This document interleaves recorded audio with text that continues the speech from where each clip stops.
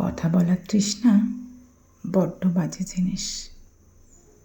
আর সেটা যদি হয় নির্দিষ্ট একটা মানুষের জন্য, যাকে চাইলে মনে করা যায়, চোখের জল ফেলা যায়, অথচ চাইলেই দূরত্ব ঘোচানো যায় না, তাহলে তো কথাই নেই। তখন বুকের ভেতর বাড়তে থাকা ক্ষতদের তাণ্ডব না যায় কাউকে দেখানো, আর না কেউ বোঝে।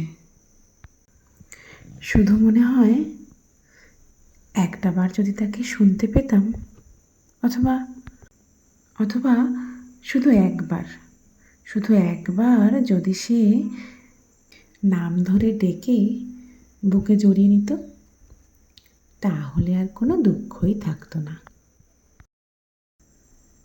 কিন্তু আফসোস, সেই অতি পরিচিত সুরে নিজের নামটা আর শুনতে পাই না।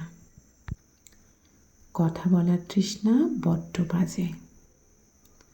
আর যে মানুষটা মাটির সাথে মিশে গেছে, তার সাথে কথা বলার তৃষ্ণা একটু বেশিই বাজে, যা শুধু দৌড়েই দেয় না, ভেতর থেকে মেরে ফেলে।